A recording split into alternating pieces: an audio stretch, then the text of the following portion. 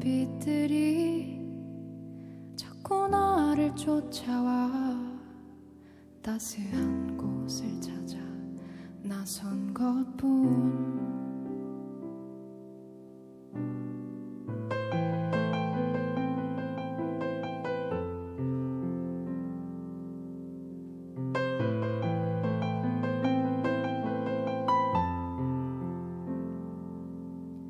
화려한 거리 위에 사람들처럼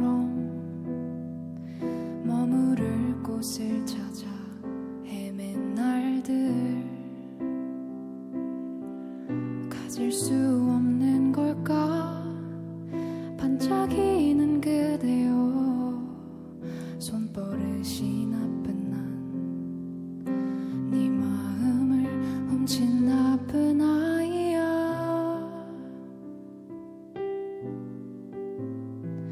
나는 나쁜 아이야.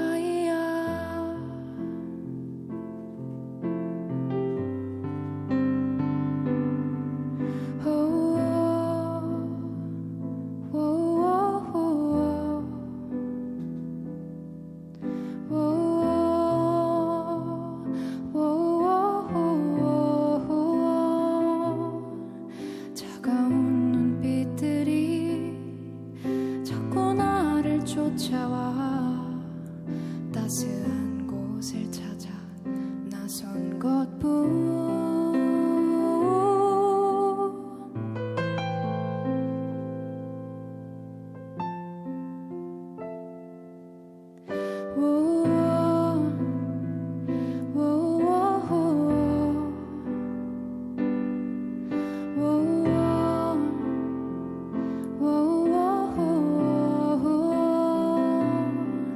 도망치는 게 아냐 자꾸 멀어지잖아. 내가 아는 길은 다 너였는데 돌아갈 곳이 없어. 어디에도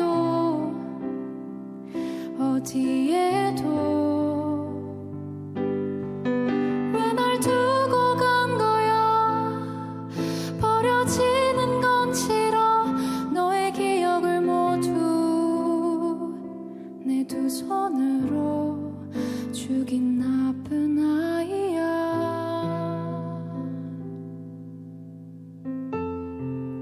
나는 나쁜 아이야.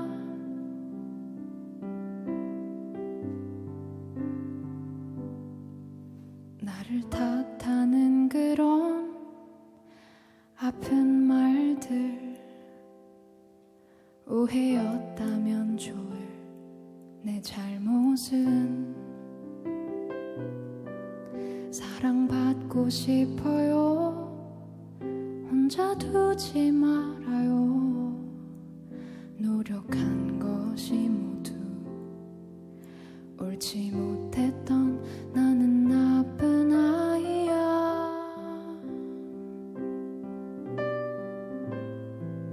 나는 나쁜 아이야.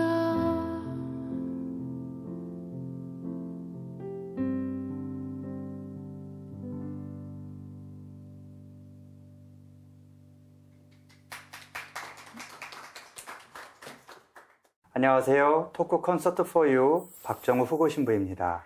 안녕하세요. 홍찬미 글로리아입니다. 오늘도 지난 시간에 이어 교회의 생명 교육에 관한 안내 그리고 생명에 대한 근원적인 고민을 나눠보도록 하겠습니다.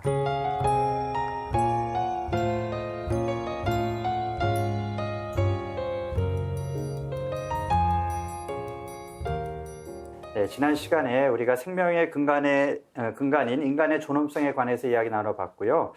그래서 인간의 존엄성이 파괴되고 있는 현실에 대해서 잠깐 이야기 나눠봤습니다.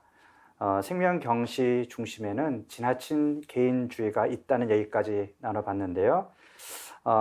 우리가 이런 지나친 개인주의, 자기만 생각하는 이런 사고방식이 어디에서 기인할까?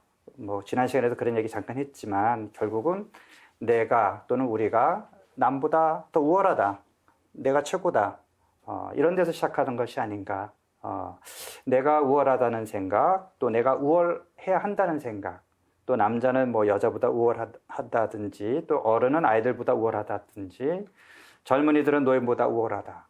또 그 반대의 주장도 있고요. 또 백인은 유색인종보다 더 우월하다. 또 국가 간에도 우월의식이 있습니다. 이런 것들을 보면 그 중심에는 자기만 생각하는 지나친 개인주의가 있다 이렇게 생각할 수 있는데요. 오신부님 생각하시기에 혹시 뭐 참을 수 없는 특정한 우월의식 이런 것이 어떤 게 있을까요? 최근에 뉴스에 많이 나오는 것 중에 하나가 부모가 아이를 방치하는 것도 넘어서서 뭐 이게 막 많이 때린다고 하거나 뭔가 가학한 어떤 처벌을 하는 것들이 네. 하나 들어가지 않을까 생각해 보는데 자신이 보호해야 될 대상에 내 마음에 안 든다고 내 뜻대로 안 한다고 하는 것이 내가 가지고 있는 그 보호받아야 할 아이들한테 내가 딱 잡혀 있는 특권이거든요. 그들은 어차피 날 따라야 된다는 그 특권 안에 갇혀 있으면 걔는 이제 그 존재 자체로 아이를 보는 것이 아니라 나의 소유로 아니면 진짜 애완동물하고 그닥 다르지 않는 요새도 애완동물을 그렇게 하면 막 신고가 들어오고 하는 상황에서 아이마저도 인간인 아이마저도 그렇게 생각하는 것들이 어쩌면 나도 모르게 가지는 부모라는 우월 거기 안에 책임, 의무감 이런 건 다 빠지고 내가 소유했다는 그 느낌들이 좀 많기 때문에 나타나는 문제들이 많지 않을까 생각해요. 특권의식, 우월감도 그렇고 특권의식도 그렇고 다 어떤 지나친 개인주의 어떤 사례라고 이렇게 얘기를 해주셨네요. 네. 혹시 그 우월하다라는 어떤 인식이나 우월하다고 생각하는 사람이 하는 행동에는 제 생각에는 크게 두 가지 형태가 있다고 생각을 하는데요. 정말로 자기가 우월하다고 생각을 하고 그렇게 여기면서 살아가는 사람이 그렇지 못한 사람들 앞에서 우월하다는 것을 드러내는 게 한 가지 방식이라면 스스로도 겉으로 표현하지는 않을 수는 있겠지만 우월하지 못하다고 생각하는 사람이 자기보다 더 못한 사람 앞에서 그나마 우월하다는 것을 드러내기 위해서 그러한 행동들을 하는 것이 어떤 면에서는 제가 말씀드린 첫 번째 부분은 아주 오랜 역사 때부터 있었던 문제였고 그런 것들이 이제 사회적으로 여러 가지 지탄을 받았던 것들이었지만 아주 어떤 소수 계층의 사람들이 하는 거였다면 제가 방금 전에 말씀드린 그 두 번째 것은 아주 예전에는 그렇게 두드러지게 나타나지 않았지만 오늘날에 아주 심각하게 대두되고 있는 문제고 어떤 소수의 특정한 계층이 아니라 대다수의 사람들이 자기보다 조금이라도 못하다고 생각하는 사람에 대해서 이게 뭐 콤플렉스든 상처이든 간에 더 못한 사람에게 우월감을 드러내는 것들이 가장 큰 사회적인 문제가 아닐까 생각을 합니다. 그래서 이제 기득권이라는 표현을 뭐 예전에도 썼고 지금에도 많이 썼지만 제가 요즘에 드는 생각은 기득권이라는 게 단지 뭐 많이 배우고 가진 게 많고 뭐 부족함이 없는 사람이 어떤 기득권을 누리고 그거를 다른 사람들한테 강요하는 것도 분명 문제가 있지만 오히려 오늘날 우리가 살아가는 사회에서의 기득권의 문제는 어떤 그런 전통적인 방식의 기득권이 어떤 드러내는 문제가 아니라 기득권이라고 하기에는 조금 어려운 부분들을 가지고 있으면서 그나마 그것도 없는 사람들 앞에서 자기가 그거를 유세하고 드러내야지만 자기의 기득권이 인정받고 유지된다고 생각하는 사람들이 어떤 그 지나친 개인주의에 해당되는 대다수의 사람들이 보여주는 그런 여러 가지 형태들이 아닌가 생각을 합니다. 네. 저는 그 우월의식이라는 표현도 있고 제 일상 어릴 때의 기억을 거슬러 올라가 보면 성당에서도 조금 이상하게 보였던 부분들이 많았어요. 네. 예를 들어서 남자들만 복사를 서고 지금은 여자 복사들이 많죠. 저도 제 고향 본당에서는 제 1대 여자 복사였거든요. 근데 고향이 어디예요? 대구예요. 대구에서? 네. 1대 여자 복사였고 지금도 이제 제가 일하고 있는 곳에서 여자 복사들이 있어요. 근데 어릴 때 그런 너무 자연스러운 분위기, 신부님이 남자고 수녀님은 여자고 신부님은 제대 위에 있고 수녀님은 모든 뭐 뒤치다거리를 해주시는 느낌을 받기도 했고요. 물론 그게 어린아이의 시각으로 봐서 그럴 수는 있지만 이상하게 보여지는 부분들이 저한테도 많았던 것 같아요. 그리고 문자 그대로 해석해서는 안 되지만 성경에서도 특히 구약 성경에 뭐 여자는 머리를 베일로 가려야 되고 여자는 남자의 뭐 부속품처럼 묘사되는 그런 성경 구절들도 사실 안 그러려고 해도 미사 시간에 이렇게 들려오면 굉장히 힘들 때가 있어요. 네. 이걸 어떻게 받아들여야 될까? 왜 오늘날 우리의 성인지 감수성에 대해 맞춰서 좀 이런 것들이 달라지지 않는 거지? 네. 왜냐면 이런 것들이 계속해서 어쨌든 언어의 힘이 있기 때문에 네. 우리의 사고를 지배할 수밖에 없다고 생각하거든요. 네. 그런 부분들이 사실 굉장히 궁금해요. 근데 질문을 드리고 싶네요. 네. 어떻게 보면 이제 우리 역사가 진보한다고 얘기할 때는 그런 생각들, 뭐 우월의식이라든지, 뭐 남녀차별이라든지, 인종차별이라든지 이런 것들은 사실 이제 더 이상 보편적으로 받아들일 수 없는 잘못된 생각이라는 것이 점점점 사람들에게 공감대를 이제 얻어가고 있다고 저는 생각이 들고요. 우리 교회도 분명히 성서의 핵심 메시지는 남자 여자는 동등한 하느님의 모상을 닮은 동등하게 존엄한 존재라는 것이 메시지인데, 그것이 우리 역사 안에서 이렇게 흘러나올 때는 인간 사회 안에서 사람들이 받아들여야 되고, 그래서 그 역사의 흐름과 사실 맞물리는 것 같아요. 그래서 가부장 문화 안에서 그리스도교가 시작이 됐고, 그런 것을 무비판적으로 받아들이면서 일부에서는 그런 평등의식이 실천됐지만 또 전반적인 사회 분위기 자체가 그런 어떤 차별의식이 있는 그런 사회였기 때문에 그런 것들이 사실 성서 안에도 녹아 있는데, 전체적으로 성서의 메시지를 보면 정말 동등한 존재라는 것이 분명히 드러나는데, 갈비뼈에서 나왔다라는 것은 갈비뼈가 우리의 심장과 여러 장기를 보호하는 역할을 하고 본질이 같다라는 것을 표현하는 거거든요. 아담과 하와는 다른 동물과는 다른 똑같은 본질이다. 그래서 아담이 하와를 처음 봤을 때 내 뼈에서 나오는 뼈요, 내 살에서 나온 살이다라고 너무 기쁨에 어떤 환호를 올린 이제 그런 내용을 보면 다른 동물과는 같은 협조자가 될 수 없는 인격적인 존재로서, 동등한 인격을 가진 존재로서 아담과 같은 어떤 본질인 그런 협력자로서 하와의 탄생을 기뻐하는 그런 내용이거든요. 그러니까 누가 더 높다 낮다 이런 얘기가 아니에요. 점점점 사회가 좋은 방향으로 가고 있다는 것을 우리가 다 인식한다고 한다면 그게 괜찮은 건데, 때에 따른 요새는 이 차별이란 부분에서 생각해 볼 때는 이것도 반대쪽이 있어요. 과거에 우리가 처벌받았기 때문에 나의 권리를 알리기 위해서 도리어 역차별하는 것들이 많거든요. 뭐 대표적인 것 중에 하나가 워마드 같은 경우 봐도 자기들이 차별받은 걸, 그래 우리는 이제 너희들을 차별하면서 우리가 얼마나 핍박받은 걸 알려주려고 싶어해 라고 하다 보니까 도리어 계속 서로 간에 불만족스러운 것만 만들어지는 것이지, 아까 말했던 점점점 좋아지는 방향으로 가는 것이 아니라 너도 느껴야 돼 이런 식으로 해버린다 그런다면 사회가 서로 간에 비판만 하고 서로의 힘만 주고 있다 보니 결국은 좋은 방향이 아니라 도리어 서로 간에 피만 흘리고 있는데 우리가 왜 피를 흘리고 있지라는 것을 인식하지 못하는 것들이 많지 않은가. 그래서 사실 우리의 조금 물론 과거의 잘못된 모습들이 지금 점점점 좋아지고 있다는 것을 우리가 인식한다 그런다면 서로 간에 같은 좋은 방향으로 나갈 수 있도록 같이 이끌어가는 것도 필요하지 않을까 생각해 봅니다. 네, 그 참생명학교의 3가의 주제가 더불어 사는 우리이고, 우리는 이제 공동체 안에 살아가고, 하나님께서 사람을 만드실 때 서로 더불어 살아가면서 자신을 내어주는 그런 어떤 사랑, 우정을 통해서 성장할 수 있는 그런 존재로 만드셨다라는 거. 근데 많은 경우에 이제 집단적인 이기주의도 있고 내가 속한 그룹만 생각을 하는데, 사실 우리는 모든 인류가 다 하나가 되는 그런 소명을 받은 것이고, 그래서 남과 나를 자꾸 이제 대립 구도로 보려는 경향이 있는데, 우리가 함께 서로를 위하는 그것이 어떤 공동선이라고 하는 그런 표현도 나중에 쓰지만, 모두가 함께 다 성장하고 함께 발전해 나가야 되는 어떤 그런 사회를 만들어야 된다. 그것이 또 우리의 과제이기도 합니다. 신부님 안녕하세요. 저는 냉담 중인 20대 청년입니다. 제가 냉담을 하게 된 이유는 하느님에 대한 믿음이 없어서나 존재를 부정해서가 아닙니다. 순전히 가부장적인 아버지 때문입니다. 아버지는 성당에서 사목활동 대표까지 하시면서 모범적인 신앙생활을 하고 계십니다. 적어도 성당 안에선 그렇습니다. 본당 신부님도 교우들도 아버지를 인정하고 존경하지만 집에서의 아버지 모습은 다릅니다. 가부장적이다 못해 독재적이고 폭력적입니다. 어머니는 그런 아버지 곁에서 평생 숨 한 번 제대로 쉬지 못하고 사셨고, 저를 비롯한 자식들에게는 훈육이라는 명목으로 엄격함을 넘어 폭력적이기까지 합니다. 어떤 의견이라도 얘기하려 하면 버릇없다면서 입도 떼지 못하게 하기 일쑤입니다. 친할아버지, 친할머니께는 매일 문안전화를 드리라고 하면서 정작 아버지는 처가인 외갓집엔 전화는커녕 1년에 한 번 갈까 말까 합니다.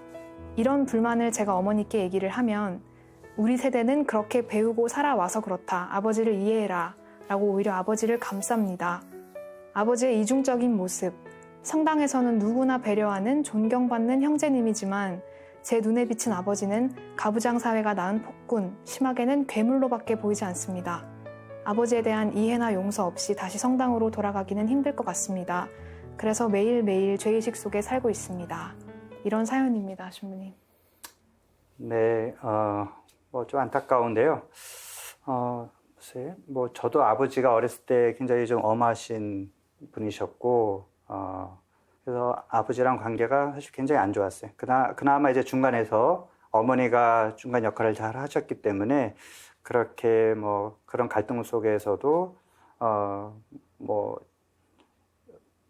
큰 상처받지 않고, 그리고 신앙생활도 사실 잘 했는데 어떻게 보면은 아버지한테 받지 못한 그런 사랑을 오히려 역설적으로 저는 성당에서 신앙 안에서 또 채우지 않았나 이런 생각도 드는데요. 제가 줄 수 있는 교훈은 물론 우리 그 하느님에 대한 이미지, 어떤 아버지라는 이미지가 겹칠 때는 하느님을 받아들이고 신앙 고백하기 어려울 수 있지만, 사실 성서 전체를 보면 그야말로 자식을 위해서 자신의 목숨까지도 내어놓을 수 있는 그런 사랑의 아버지라는, 그리고 또 성서 안에 보면 그 암탉이 병아리를 품는 그런 이미지, 어머니 모성적인 그런 하느님 이미지도 여러 군데 나오고 있어요. 그래서 좀 다른 측면에서 또 하느님을 만날 수 있는 어떤 그런 좀 노력을 하면 좋을 것 같고, 신앙과 그 아버지와의 관계는 좀 별개일 수 있다. 좀 더 객관적으로, 사실 아버지가 자신의 아버지이기 때문에 우리 아버지는 왜 이럴까? 아버지는 이래야 돼. 이런 기대가 있겠지만 객관적으로 보면 아버지도 어렸을 때 어떤 불우한 환경에서 그런 어떤 폭군 같은 그런 성향을 가진 분으로 자랄 수밖에 없었던 그런 환경을 좀 이해하려고 노력하면 또 낫지 않을까 이런 생각이 드는데요. 혹시 신부님 중에 또 조언을 해주실 그런 내용이 있으면. 사실 제가 그 전에 혼인교리를 가르치다 보면 부부 사이에 나타나는 것 중에 하나가 이런 것이 있습니다. 좀 이 아버지하고 좀 똑같을 수 있는데, 본인 아버지한테 그런 그 사랑을 못 받아서 그 사랑을 어떻게 줄지도 모르고 하다 보니 이게 폭군으로 나오고 이게 모습으로 많이 본 건데, 사실 이 그 사연 보내신 분한테 정말 본인이 해결할 수 있는 부분은 좀 힘들어요. 근데 아버지를, 그 사랑을 못 받았던 아버지에 대해 좀 다른 시선으로 좀 바라보신다고 한다면, 어쩌면 아버지가 좀 안타까워 보일 수도 있고, 또 그 사랑을 못 주는 아버지의 모습에 대해서 좀 때에 따라서는 불쌍하게 보일 수도 있고, 그랬을 때 서로 간에 그런 면을 통해서 변화가 되는 것인지, 나도 못 받았어. 나는 받고 싶은데 왜 안 주지? 라는 계속 그런 자책으로 넘어간다고 한다면 서로 간에 계속 해결할 수 없는 아쉬움만 계속 커지기 때문에, 사실 아버지는 왜 그 사랑을 못 받았을까라는 그 질문서부터 출발한다 그런다면 이분이 조금 좋은 방향으로 아버지를 바라보고 또 아버지와 또 함께 할 수 있는 시간들이 되지 않을까 생각해 봅니다. 네, 시간이 많지 않아서 다음 이제 주제로 넘어갈 건데요. 우리가 흔히 세대 갈등이라고 하는 것, 이제 보수 진보를 가르는 갈등조차도 이런 세대 갈등으로 첨예하게 드러나는 게 아닌가 하는 생각이 드는데요. 특히 노인들은 청년들, 젊은 세대에게 니네가 뭘 알아? 이렇게 말을 하고, 또 젊은 세대들은 아예 노인들의 얘기와 행동은 이거 꼰대, 뭐 이런 식으로 무시한다는 것이죠. 코웃음을 친다는 겁니다. 그래서 이 정도면 세대 갈등만이 아니라 세대 혐오로 치닫고 있는 것이 아닌가. 실제로 어떤지 저보다 젊은 세 분이 돌아가면서 말씀을 해보시면 좋겠습니다. 하신 분이면. 네, 어떠한 소신이나 아니면은 자기 확신에 의한 사람에 대한 판단이나 생각 때문에 요즘에 우리 사회에 나타나는 여러 가지 현상들이 생긴다고 생각하지는 않고요. 그것보다는 오히려 잘못된 이해 아니면 그 어떤 특정한 잘못된 사례에 대한 게 잘못된 확신으로 박혀서 그 상대방을 이해하려는 어떤 노력 아니면 상대방의 이야기를 들으려는 노력을 전혀 하지 않기 때문에 이 갈등이 훨씬 더 커지는 것이 아닌가 생각을 합니다. 그래서 기본적으로 다른 사람에 대한 이해나 배려가 있다라고 한다면 예를 들어서 나랑 생각이 다른 사람이 있다고 해서 그 사람 때문에 내가 아주 삶이 불편하거나 아니면 정말 살지 못할 만큼 힘든 경우는 아주 의외로 작지 그렇게 뭐 그게 일상생활의 많은 부분을 차지하지는 않잖아요. 그러니까 누구 때문에 난 너무 힘들다, 누구 없었으면 내가 살 수 있다라고 이야기하는 분들의 대부분의 경우를 보면 그렇게 말하는 사람이 없어졌다고 하더라도 그 자리에 또 다른 사람을 세워놓고 그 사람 때문에 또 지난번에 이 사람 때문에 못 살았는데 이번에는 이 사람 때문에 못 산다라고 이야기를 할 수밖에 없는 거죠. 그래서 본당에서도 보면 이제 자매님들하고 이런저런 얘기를 해보면 시어머니 때문에 못 살겠다라고 처음에 분명히 얘기를 하셨어요. 근데 이제 시어머니가 돌아가셔서 시어머니 돌아가시고 나면 행복하다는 표현은 그렇지만 행복하시냐고 물어보면은 시어머니를 닮은 남편이든 아니면 시어머니를 닮은 시누이든 그전에는 그 사람이 좋았다라기보다는 시어머니라는 어떤 큰 어떤 절대적인 자기 앞에 장벽이 있었기 때문에 이 사람들이 하는 행동이 그전에도 똑같고 지금도 똑같은데 별로 거슬리지 했는데 시어머니가 돌아가시고 나니까 어떤 새로운 한 사람을 세워놓고 그러니까 마치 내가 싫어하는 사람이거나 내가 미워하는 사람이 없으면 살지 못하는 사람이 되는 것처럼 그래서 방금 전에 얘기하신 그 주제와 연관돼서 어떤 면에서는 그게 결핍이고 이제 어떤 면에서는 그게 핸디캡이고 컴플렉스일 수도 있는데 이제 의사나 뭐 심리학자들이 얘기하는 거는 결핍이나 핸디캡이나 컴플렉스는 그것을 나에게 준 사람과의 어떤 관계나 그것을 나에게 준 사람을 극복해서 이루어지는 것이 아니라 다른 걸로 채울 수 있는 그러니까 내가 특정인에게 못 받은 사랑을 다른 사람에게 받은 사랑으로 채우는 것이 컴플렉스나 어떤 핸디캡을 극복하는 방법인데 그거 잘못 집착하게 되면 나에게 그 핸디캡이나 컴플렉스를 준 사람, 결핍을 준 사람을 어떤 이겨먹는다거나 아니면 그 사람에게 그걸 꼭 뭐 받아내야지만 내가 극복될 수 있다고 얘기를 하지만 또 그런 상황에서 보게 되면 그 사람이 없어져도 그것이 채워지지 않거나 극복되지 않으면 또 다른 사람을 그 자리에 세워놓고 저 사람 때문에 나는 살 수 없다라고 밖에 이야기하지 못하는 경우가 많은 것 같습니다. 네. 오시모님 어떻게 생각하세요?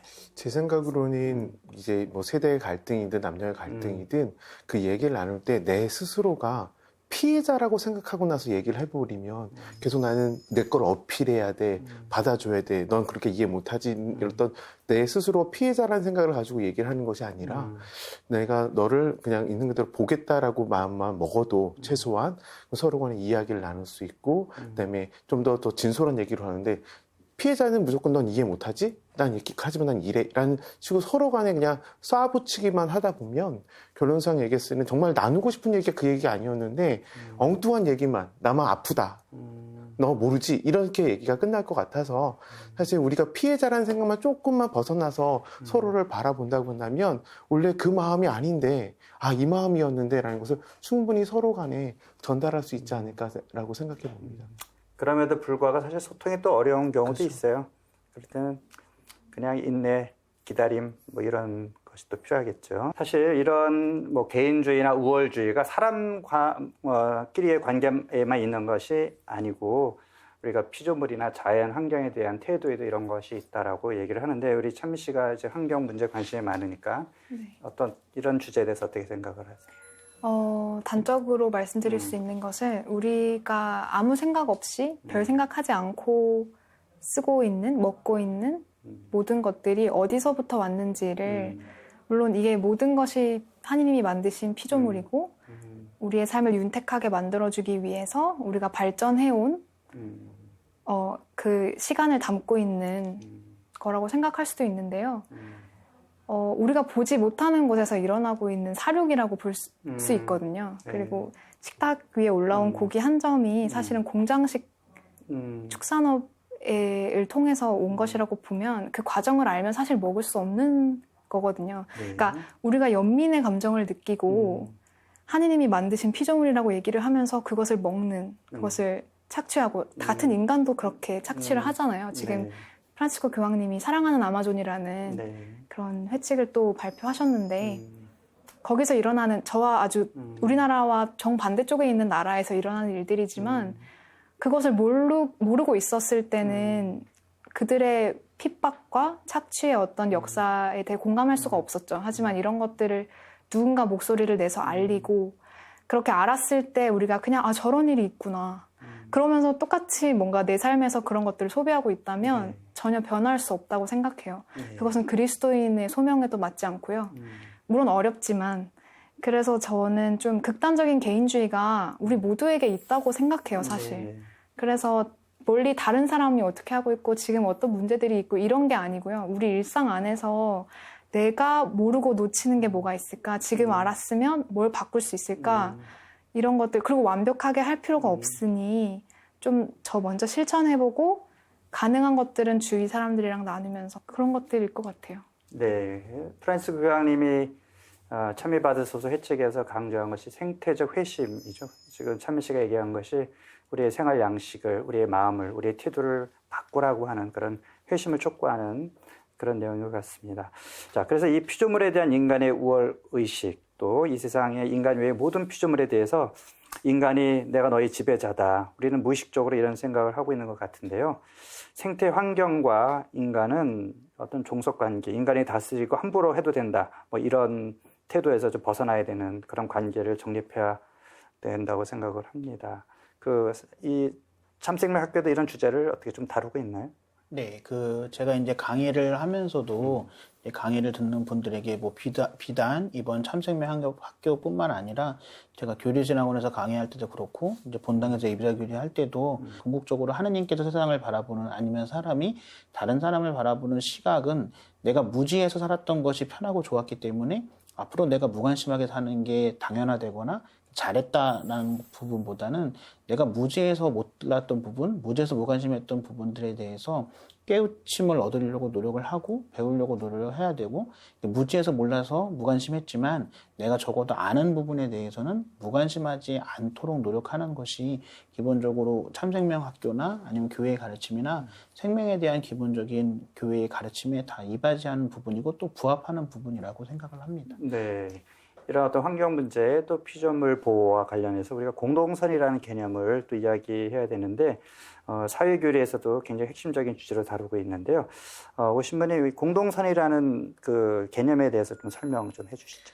어쩌면 그 인간이 각자마다 가지고 있는 가치들이 있는데 그 가치가 어느 부분에서는 서로 간에 맞을 수 있고 틀릴 수 있지만 이 공동선이라는 것은 인간이 궁극적으로 추구하는 것이 선이라고 했고 그 선이라는 것이 모든 사람한테 공동적으로 합의되는 함께 할 수 있는 그 추구해야 될 방향성의 그 가이드라인 같은 느낌으로 생각하면 우리가 이런 아까는 제가 처음 말했던 좋은 방향으로 나간다고 했을 때 그 공동선의는 그런 우리가 모두 함께 그렇게 되도록 노력하는 것이 공동선의 가장 근본적인 이유, 그 안에서 뭐 연대라는 의미도 있고 보조성의 의미도 있고 그래서 우리가 함께 한다는 것을 어쩌면 우리가 사회에서 분명히 보여주는 것이 그 공동의 가치를 실현시키는 것이 바로 공동선이 아닐까 생각합니다. 네, 우리가 아까 그 개인주의, 지나친 개인주의 폐해에 대해서 이야기를 했는데 아마 그것에 반대되는 개념이 아닐까. 선을 추구하는데 우리 모두가 더불어 살아가기에 필요한 그런 선을 추구하는 것이 공동선이다 이렇게 생각합니다.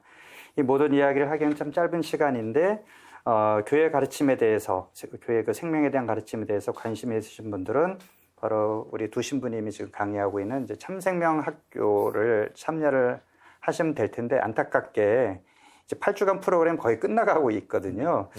그래서 이것이 요번만으로 끝나는 것이 아니라 또 앞으로 계속해서 1단계 교육으로 계속 이어질 텐데요. 앞으로 어떤 계획이 있으신지 좀 말씀해 주시죠. 네, 앞으로의 계획은 현재 코로나19로 인해서 뭐 교회뿐만 아니라 또 저희 강의뿐만 아니라 여러 부분들이 어려운 부분들이 있는데요. 어쨌든 앞으로 어떻게 진행될지는 모르겠지만 현재의 계획은 이번 과정이 끝나도 다음에 또 기초 과정은 개설이 될 거고요. 또 기초 과정을 이수하신 분들에 대해서는 또 심화 과정도 개설이 될 겁니다. 그래서 어쨌든 생명에 대해서 직접적으로 이해관계 있는 분들뿐만 아니라 저희가 계속 얘기했던 부분들에 대해서 조금이라도 관심이 있고 조금이라도 더 이해하고 싶으신 분들이 저희 생명학교에 관심을 많이 가지시고 많이 수강을 해주셨으면 좋겠습니다. 네, 오신 분도 신청은 아마 주보에 일단 기본적으로 나올 거고요. 그다음에 좀 관심 있으시면 그 서울대교 그 생명위원회 사이트 들어가면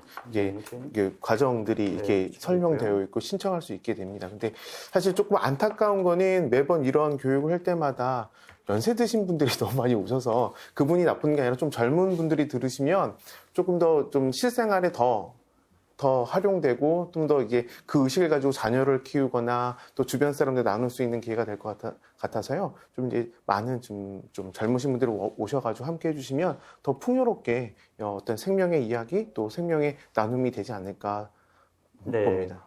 그 이제 주제를 보면 남자와 여자 성적 충동과 사랑, 또 하느님을 닮은 부부 공동체, 가정의 소명, 현대 사회의 다양한 윤리적 관점, 또 생명의 문화를 향해서 이렇게 다양한 주제를 다루고 있습니다. 그래서 다음에 이제 코로나 끝나면 또 참생명 학교 다시 시작할 때 많은 분들이 참여해 주시면 좋겠습니다. 네, 아무리 선생님이 열심히 가르쳐봤자 배우는 학생들이 공부할 의지가 없고 관심이 없으면 소용이 없죠. 교회의 가르침, 생명도 마찬가지입니다. 생명에 대해 관심을 갖고 열심히 배우고 가르침에 귀 기울여 주시길 바랍니다. 하나님께서 가장 중요하게 여기시는 가치, 하나님께서 가장 사랑하는 인간, 그 자체가 생명에서부터 시작됩니다. 2시간에 걸쳐 생명의 근원적인 문제들, 우리들의 부족한 생명에 대한 인식들을 하나하나 짚어봤는데요.